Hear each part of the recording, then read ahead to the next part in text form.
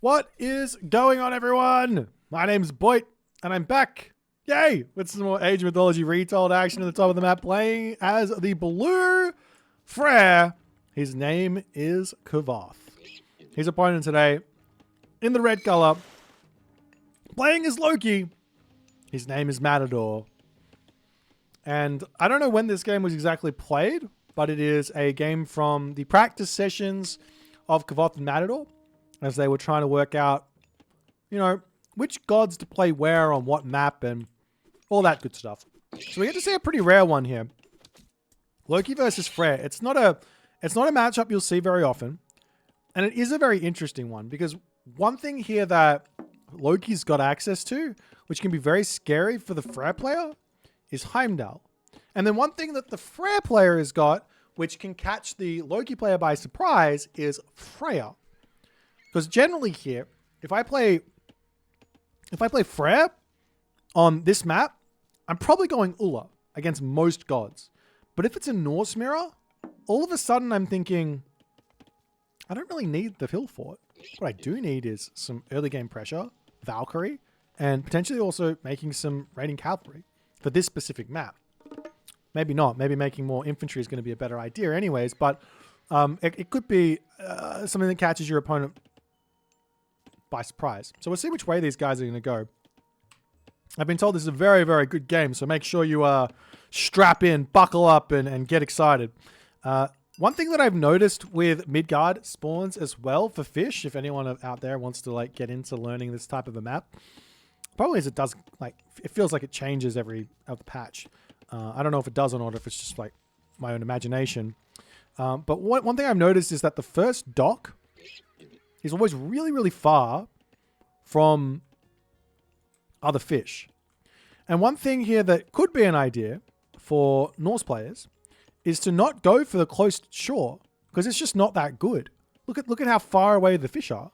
It's just not a good spot for a dock. Why not, if you're Norse, jump over to this spot or jump over to this spot and drop your first dock there? If I put one dock here, all of a sudden I've got 3, 6, 9, 12, 15, 18 fishing spots.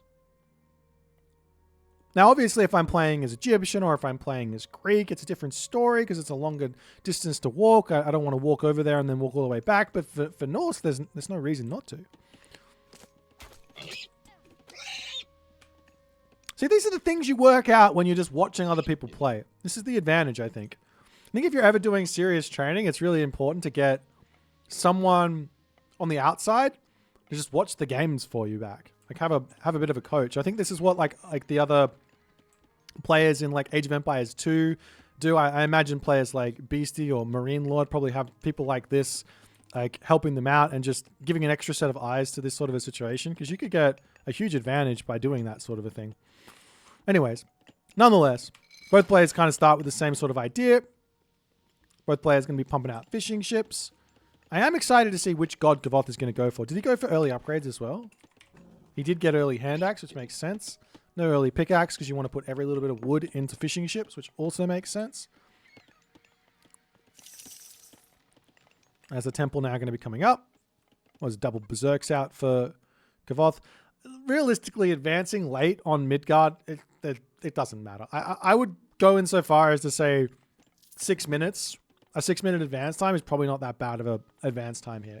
As long as you get all the docks up onto all of these positions, you just take it as the latest advance you possibly can and just drop 5 docks. They're not that expensive for Norse either, are they? What is it? 90 gold. It's not gold. Wood. 90 wood. It's not that much. Obviously, you could get subject to some very, very big cheese if you go for that. If your opponent goes for a 3-minute advance time and starts attacking you straight away, it could be a problem. Nonetheless, Matador, he's found the fur of Boit as he is looking around the map for all of those relics. What else is on the map? Skulls of the Cercipes. Cercipes. Getting some monkeys. Jade hair. Beautiful relic there. And up the top we have Armor of Achilles. So we are going to be seeing this Ulla in for Kavoth. I'm not exactly surprised, but I do think there is an angle there to go for Freya here. Realistically, it's a risk to put the hill fort out over here. And it's also a risk if your opponent goes Heimdall. Anyways, let's have a quick look at how many fishing ships these guys have actually got.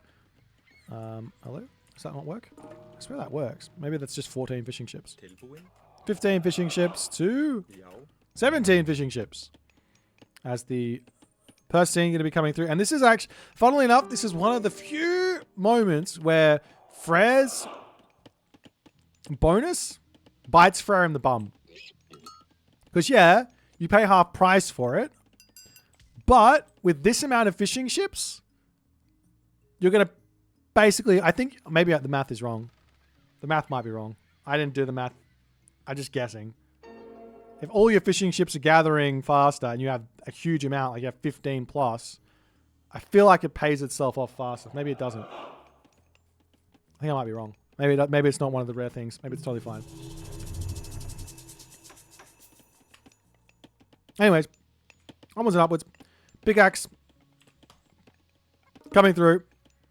What's the research time? It's double the research time. So your opponent gets it for.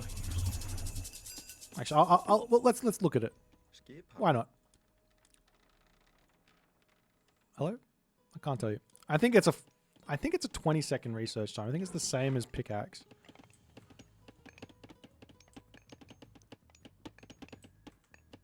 I think it's 40 seconds for the Frere and 20 seconds for the other guy. Maybe it's not. Wait, I can check here.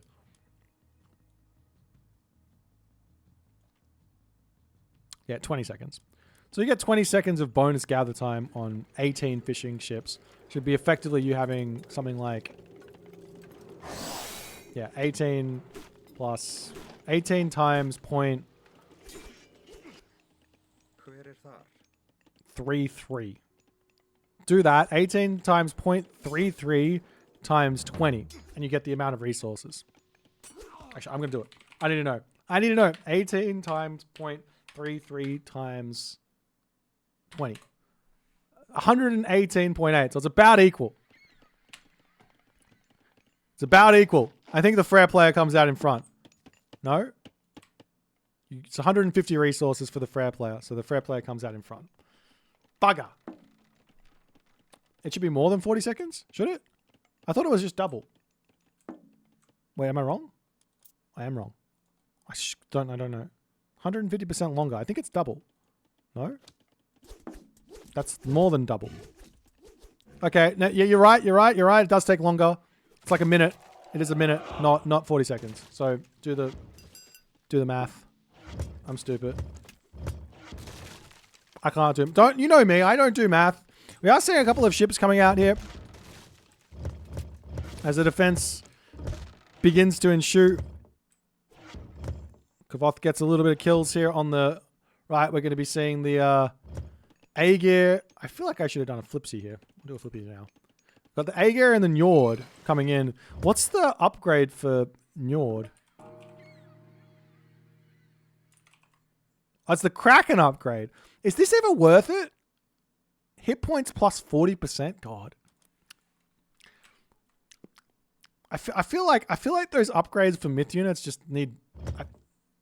dare I say they need buffs on the water? Upgrade for a myth unit? All of them? Whatever they are? They're all bad.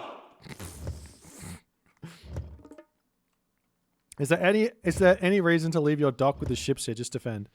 If your opponent doesn't have any fishing ships any docks near their fishing ships, then you just go past it and raid that for sure.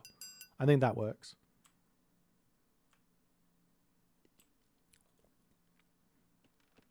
There's a big upgrade that comes with Aegir as well, where you can get yourself out. What are they called? If you get yourself out a whole bunch of siege ships, and your opponent doesn't see, you come in, you kill off fishing ships with them, and you can get yourself like a bunch of free dudes. As Matador charging forward, he's got himself an army out here. Kavoth's also got an army, but this is very, very scary. There is going to be Tempest. Could drop Gulumbursi as well if need be. Tempest comes in. The army coming around onto the back here. Maddie not deciding to retreat. Says, I want to kill the Asgardian Bastion. The Rock Giant getting caught out over here as well.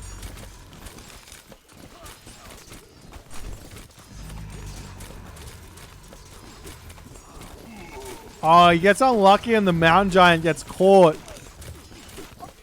How does that hill fort not go down there? Brutal. It does go down. It goes down just barely. There is a god. And his name is Loki. He says, never mind. We're just going to put that one back up again. He's just going to put it back up. No problems. Gavoth just goes, lol. You killed my hill fort. Here's another one in your face. No worries. Distracting over onto this side. Maddie, not 100% sure where it is. He does notice it. The villager's showing that one off as the throwing axeman to retreat away. Maddie trying to get as many kills as he possibly can here. You have to snipe down those infantry with the throwing axeman. Does manage to do so, but the hill fort's going to be back up. And Maddie needs to retreat away. Meanwhile, while this is all going on, we are seeing a little bit of a fight over here. Kraken on Kraken action. Tempest may be the strongest heroic age power now. I think Tempest has been the strongest heroic age power for quite some time. Yet Bronze got nerfed. DLC power. Okay? Tempest is not the new Frost. It's not Frost at all. It's just OP in every single way. Actually, Citadel and Forest Protection have their own unique, ridiculously powerful aspects to them as well in a different way, you know? So, there is that.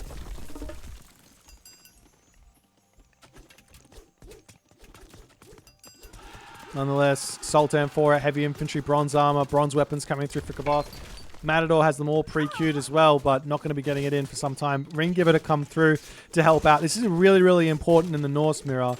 You can build a whole bunch of Herbin to deal with these Jarls, but it is a really, really difficult micro fight. The ease of these fights for the offensive player, for the Jarl user, much, much better. Gul and Bursty called in to get over here and support, as Matador kind of just needs to retreat here. Once that Gul and Bursty is in, he will be out. Yeah, there he goes. He says, all right, time to pull back. 2.8 speed on the pig. He comes through. Oh, what? The garrison! Okay, he gets one attack off. Okay, I mean, I think I overreacted to the garrison there. But the garrison!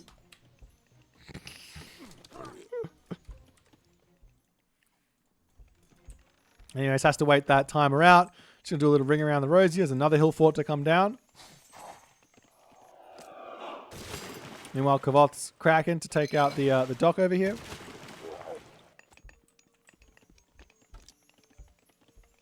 Big value from the boar, true. I mean, he could have grabbed this town center and had a boar to defend the gold mine, but couldn't get that one up.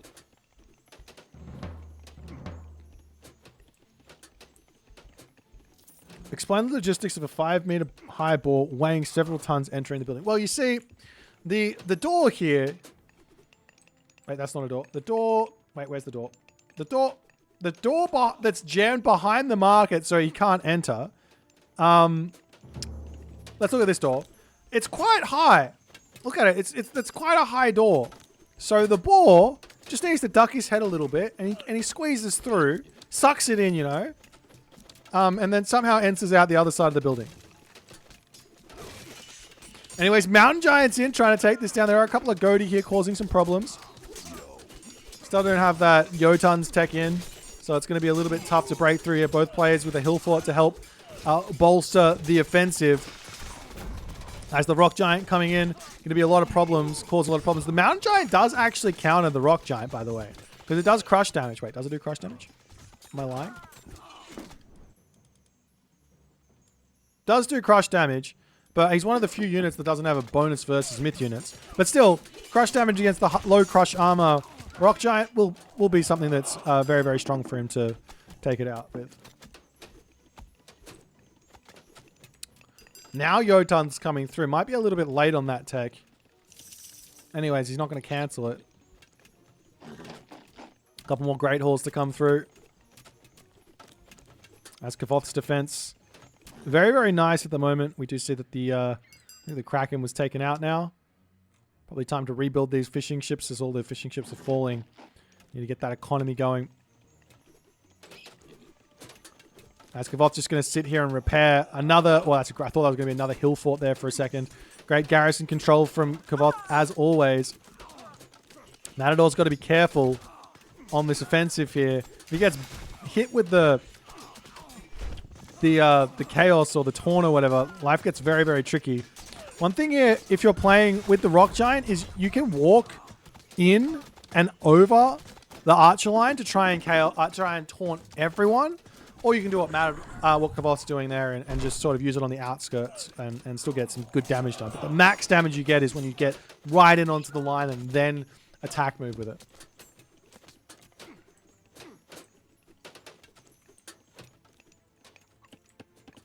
Meanwhile, bronze weapons in.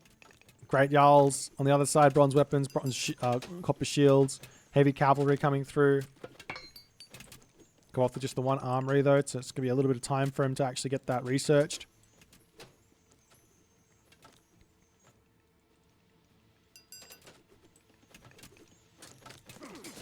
Meanwhile, a couple of portable rams out for Matador is he's going to attempt to break through. The problem with portable rams against Frere is that the throw-in axemen can take these out pretty quickly. Take a look at this. Like if these were Toxotes, this would do no damage here, but they just absolutely torch this. It makes it really hard to push. The answer against Norse is myth units. Myth units are the hard unit for Norse to actually kill when taking out the buildings.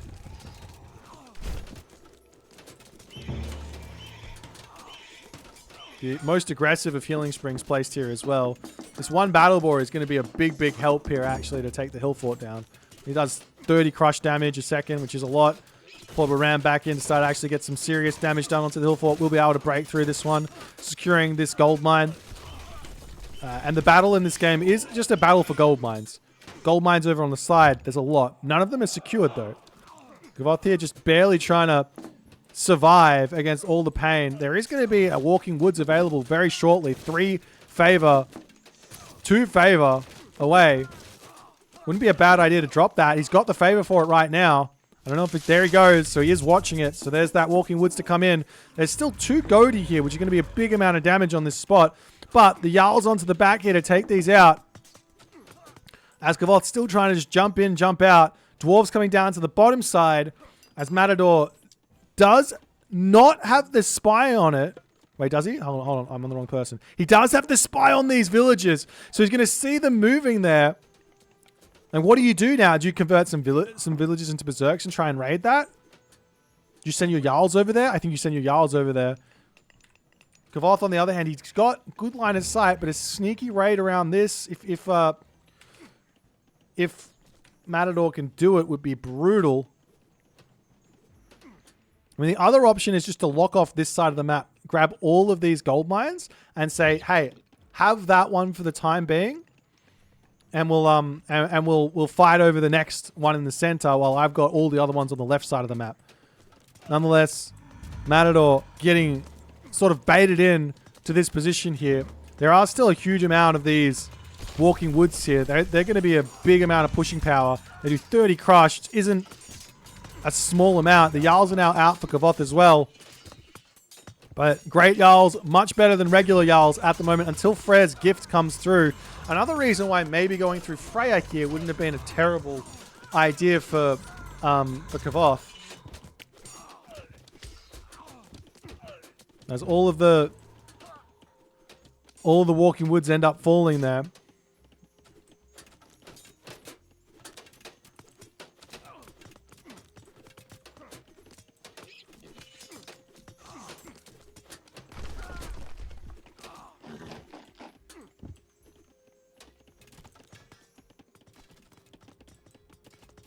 And now hell on the way actually for Matador. Oh, I love this. Don't need to come over here and kill this because the Nidhogg is going to one-bang these guys. These are all going to die. These are... Say goodbye to your villagers. These don't exist. 1 minute and 30 seconds away. These do not exist. Unless Kavoth reads that hell is... Wait, no, that's Kavoth. I'm stupid. That's Kavoth. Never mind. Matador does not... I forgot that Freya's got all of the good stuff. Never mind. I'm stupid. Don't laugh at me too hard. Or do. I don't care. Matador returning back onto this. He's got to just get rid of those Jarls and go Mythic Age himself. How many is this? 3, 5, 10, 12? It's like an extra 500, 600 resources. He could be going Mythic Age.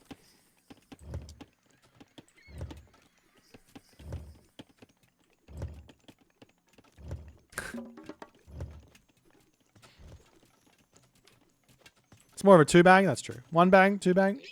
I mean, if you do the special right over the things, it's a 1-bang, right? 1.5 bangs. 1 bang and wait.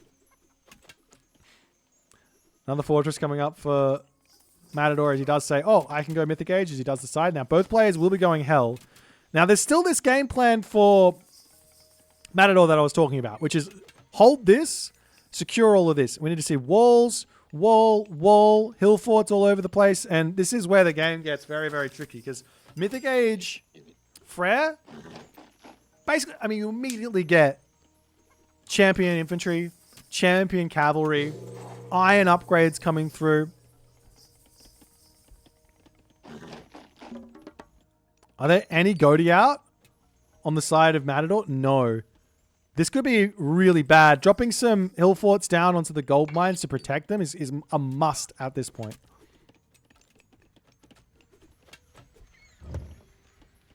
As you just see, the ballastas are starting to come through as the siege begins.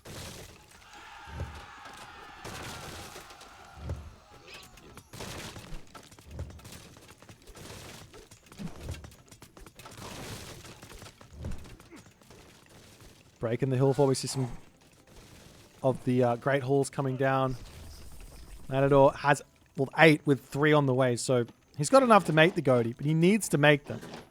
Otherwise, Nidhogg will end him.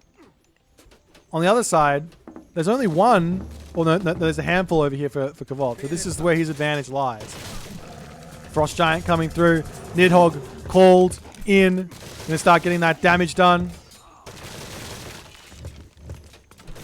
And now the hill fort can target the Nidhogg down and get some significant damage done.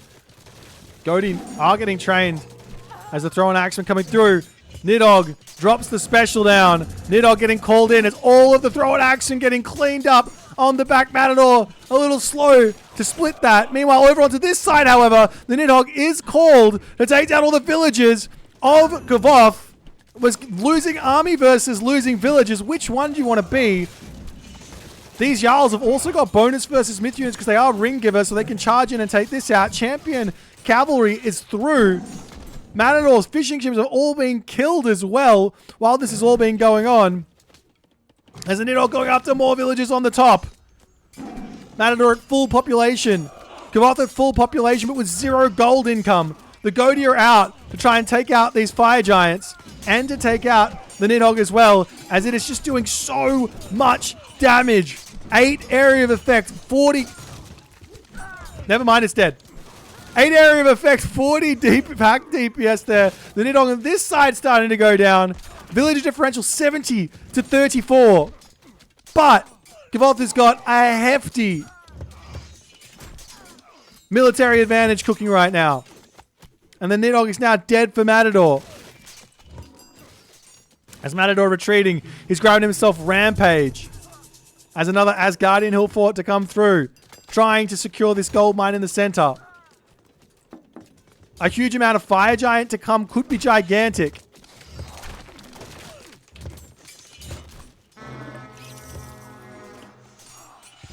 As the champion Jarls are now in. 180 pop to 190 pop. There's a military advantage for Kavoth, but they are mostly throwing axemen, which is not that big of a help. Is there Frere's gift in? Frere's gift not in just yet for Kavoth. He's researching it though. That's going to be huge. Extra 10% HP on everything. But Matador and Kavoth are both within an inch of their life at the moment. The Drow are going to come through. Throwing axemen. Moving in here. Starting to snipe down all of these bad boys at the back. Matador with the micro. This is when micro matters almost the most in a game. Fire Giants come through to push the villagers off of the gold mine. Is it too much though for Matador to deal with? Is Matador dropping down to 116 pop? All the Thrown Axemen dying in the middle of the map. The Fire Giants don't get the damage. It's 73 villagers to 39, however. The gold mine about to expire here. This game is going to come down to the absolute wire. Can Matador mass an army? How's the trade looking? Can sell food for a little bit? Kavoth's at 150, 168. The fact of the matter here is with... the other thing here is that there's so many more fishing ships though out for Kavoth. How many does he have?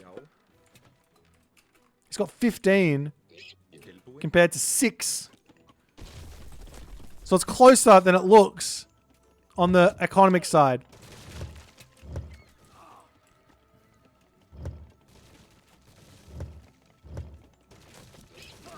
And it's looking like Matador is just not quite going to be able to hold on. The military might of Kavoth at this point seems just that little bit too much. And as Matador realizes the game is lost, he decides to tap out. As this game could have gone literally either way with the tiniest little bit of correction from Matador, he could have won. Tiniest mistake from Kavoth, he could have lost. But what a game here. And this is why, this map is a great map. It is a great map. I love this map. This is the type of games that I love. Both players struggling, scrapping for the final little bits of resources. But in the end, here, Kavoth gets the dub. Behind on score, but in front on everything else. If you guys enjoyed this one, please consider the follow on the Twitch. If you're on the YouTube, hit that subscribe button. And I'll see you guys in the next game.